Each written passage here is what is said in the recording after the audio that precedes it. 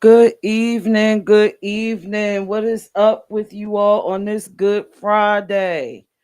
As you know, as most of y'all know anyway, my name is Pierce or Peach, founder of H.O.P, this amazing nonprofit that elevates and celebrates the voices of women from all lifestyles, backgrounds, and identities.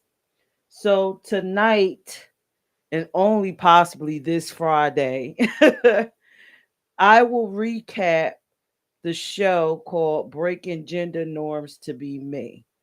Um, I do apologize that I couldn't come on Monday. Uh, I was having a little bit of difficulties with myself personally, but I am here tonight and I'm just so excited to have the opportunity to talk about this topic because it is near and dear to my heart.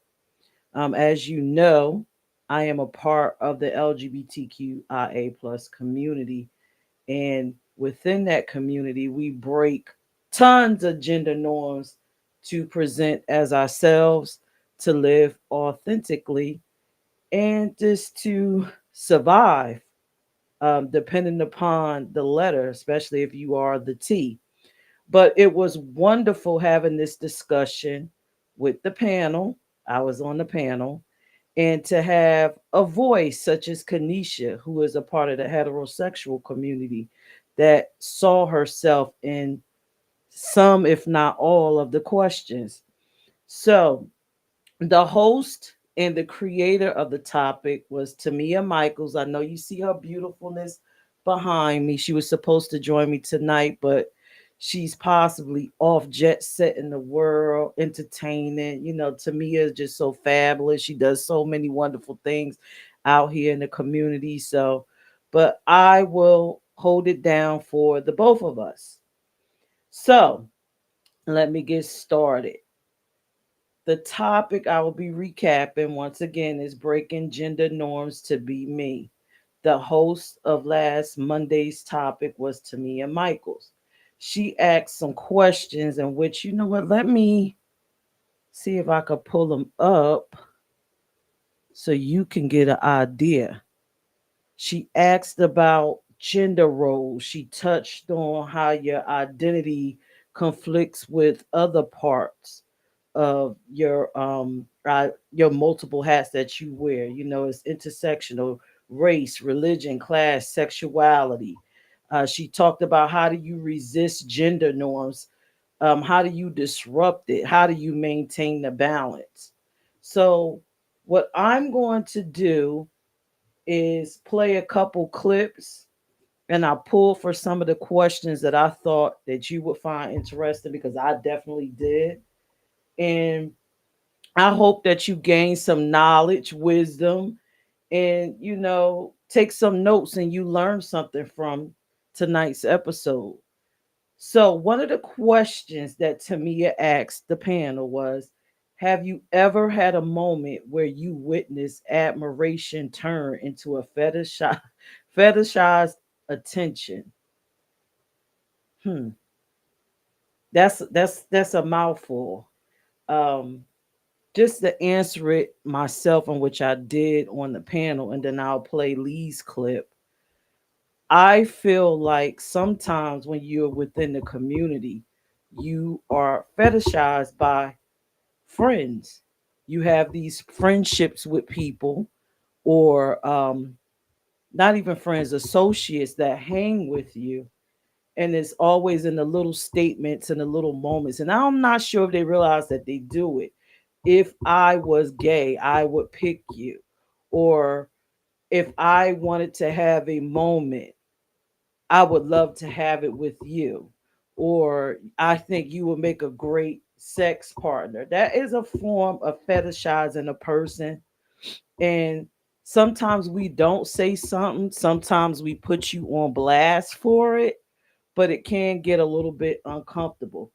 But that's just my take on it. I'm going to play Lee's perspective, and I hope you enjoy this clip. Let me put this clip on from Lee. So I've personally had to deal with some stuff. as a dykey, butch, masculine woman.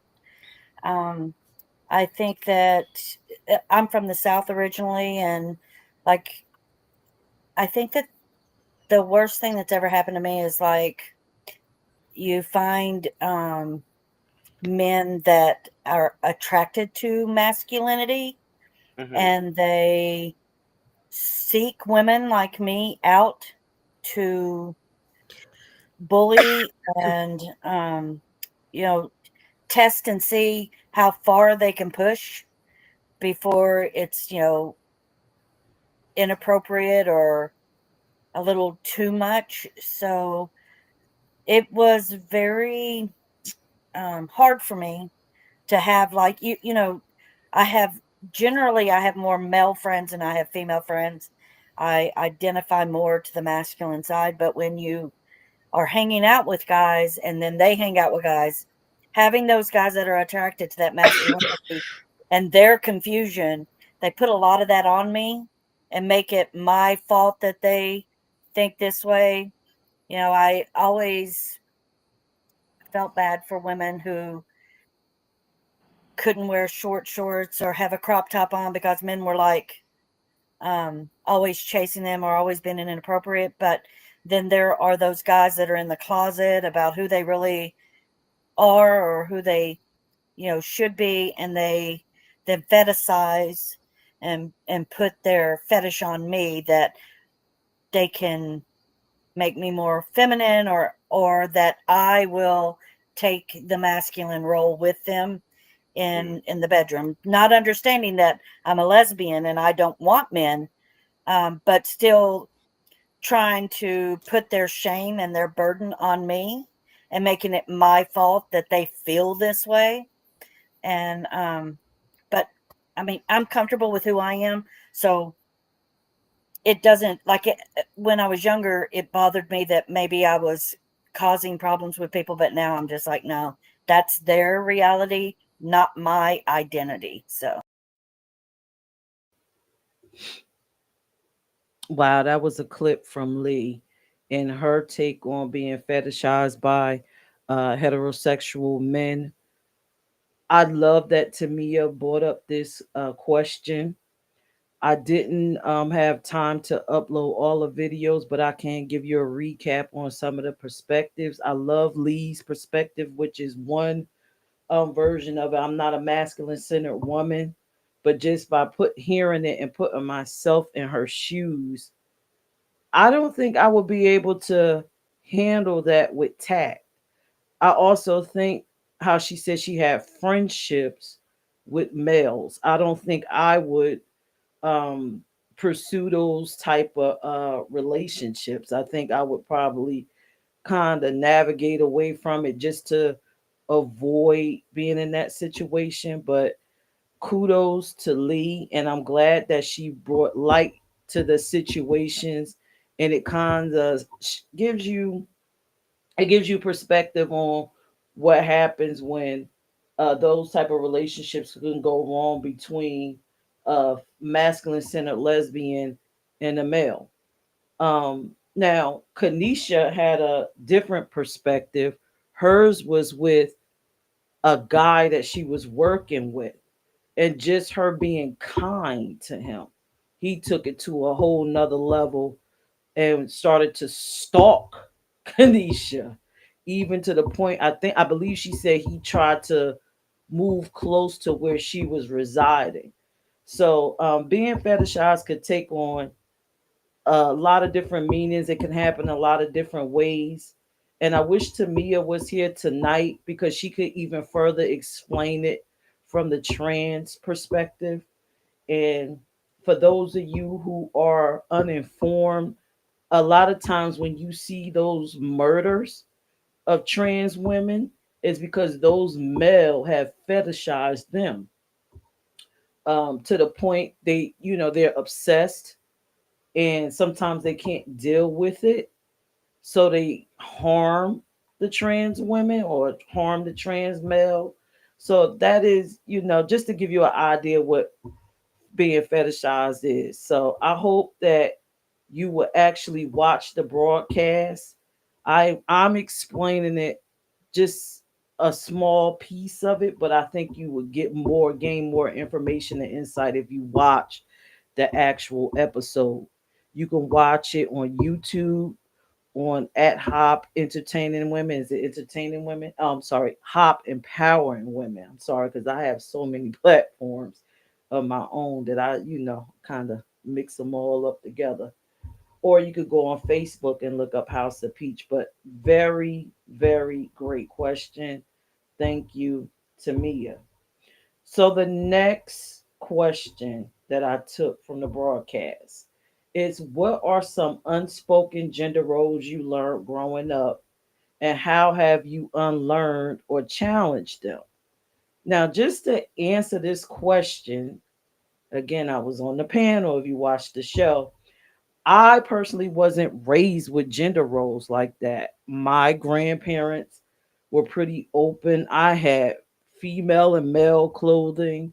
I had Hesh trucks as well as Barbies, Ken dolls, He Man. I had whatever was popular and I liked, I had it. And it did not matter if it was female or male. They didn't assign too many things to gender. But it was nice to hear the other perspectives.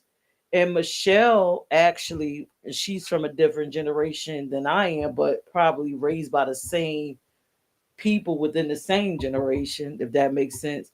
She agreed with me. She didn't have that the gender role pressed upon her either. But I'm going to play Kanisha clip. And here's why I selected hers, because she's coming from a heterosexual perspective on gender roles and how it's pressed on to hetero people. You always seem to hear it from a LGBT perspective, but it was refreshing to hear from a heterosexual perspective. So let me play Kanisha's clip. Um, I would say something. I mean, I may just be 40, but I have grown up and there were definitely like gender roles. I'm definitely a heterosexual, but I'm not the type that likes to wear dresses. I'm not the type that likes to wear skirts. And I grew up in church, so it was a thing. Like I was never really comfortable wearing them. It's just not my thing. Like I can't play right. Like I feel like I can't get down in the dirt and like dig, you got to sit right in church. You got to cross your legs cuz you can't see this. Well, if I wear pants or shorts, then I don't got to worry about none of that. Like I can just go play. My knees going to be dirty, you know what I mean? It is what it is. Um Also, me being the oldest with my father, I'm his oldest daughter, I should say. My brother's older than me, and my brother is a part of the LGBTQ community. And I'm a tomboy. So I'm like learned how to change oil, you know what I mean? And um it's just learn how to change tires, like all those things that are gender roles that people thought like you were supposed to do. And then when I entered into a relationship, it was like I tried to carry that on because that's what I learned. And now I'm realizing that that's not there. Those things, like, they really don't matter, if that makes sense, because male or female should be able to do them. And I'm a firm believer, even though I have two boys, that regardless of what the gender is, I teach my boys how to cook, I teach them how to wash clothes, I teach them how to take care of themselves. So when they are in a relationship, they're just an added piece to the puzzle. So they're able to be happy even when they're not with their partner. So if their partner were to get sick, my child still knows how to cook. They don't have to wait on their wife or whoever to cook for them. They know how to wash their clothes. Like they may think I'm getting on their nerves now, but the things that I'm teaching them as a mom, like I don't want my sons to depend on a woman to do things. I want them to do them on their own.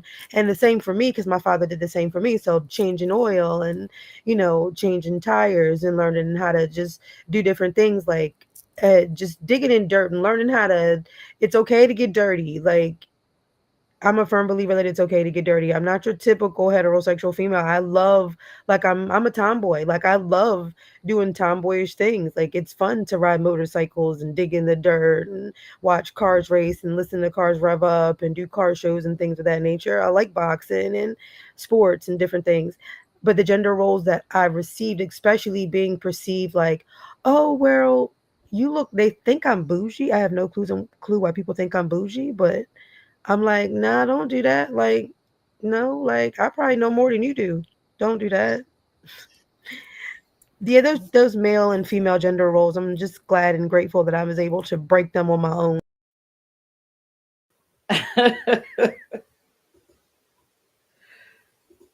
Oh my God. Say it, Kanisha. Say it, say it, say it.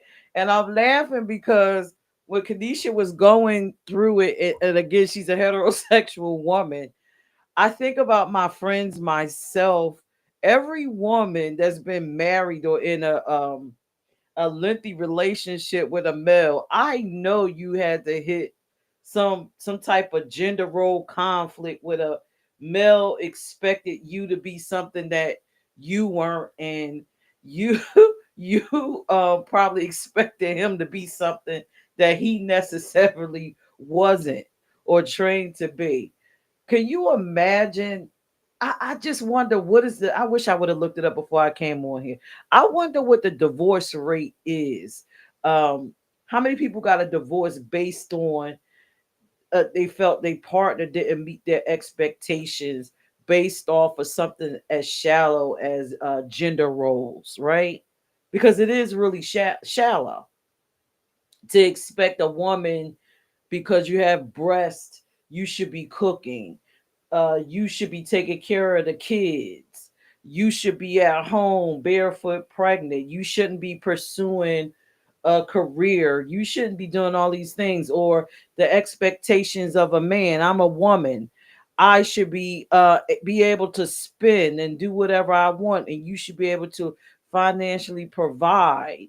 Um, what else? Oh, you a man. You should know how to fix a car. You should know how to fix a house. You should know how to do a multitude of things. You should know how to do garden work. Anything that's blue collar because you're a man, you should know how to do it. See, gender roles just a waste. I wish, I could take a giant eraser and just erase that piece out of people's minds because I think we lose sight of what relationships are about when you have these gender roles. I think you destroy, and not just, sexual relationship, partner relationship, just friendships. Um, Relationships are destroyed between parents and children because of this. So I think we should toss it all out. And not to be funny, right? Because I'm just laughing about my week. One thing I wish I could get rid of, and this is not necessarily a gender role, I wish that women didn't have to deal with periods. Why does it have to be left on to us, right? I know it's not really a gender role, but why do we have to deal with it? Why couldn't it been assigned to men, right? But anyway, gender roles, let's just throw them out the window.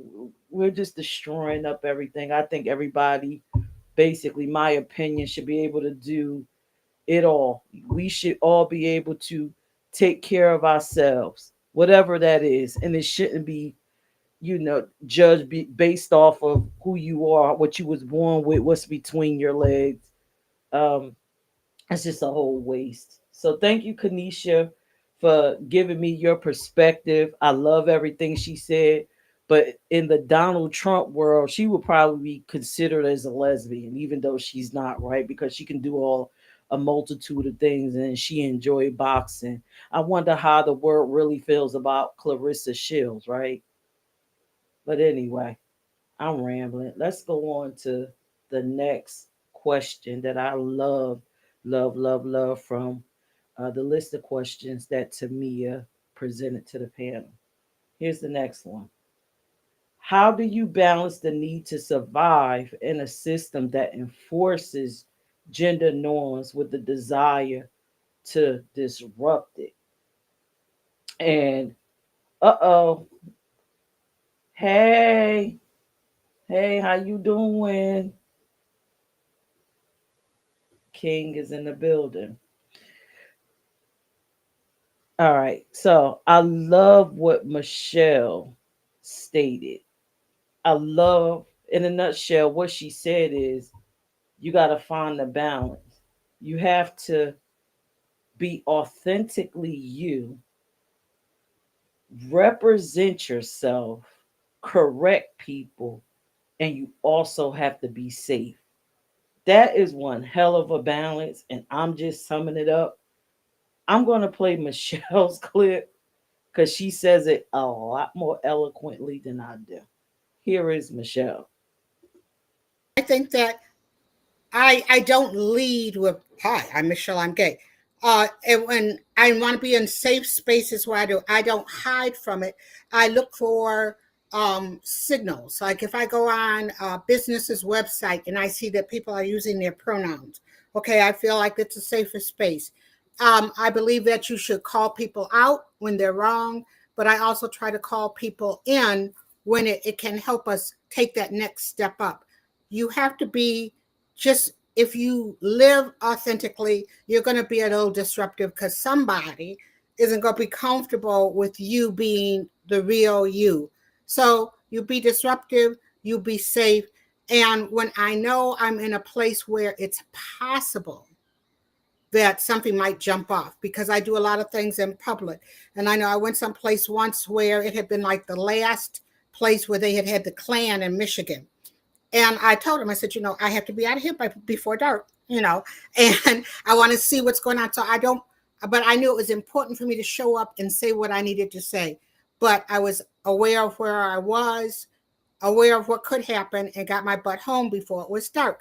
But if you're living your truth, there's moments you're going to be disruptive in any space. Be safe with it, but live authentically.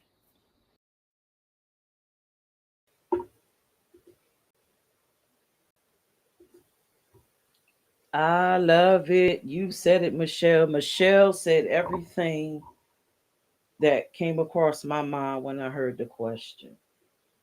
Um, how do I live my life being an LGBTQ plus person? Always defending my community.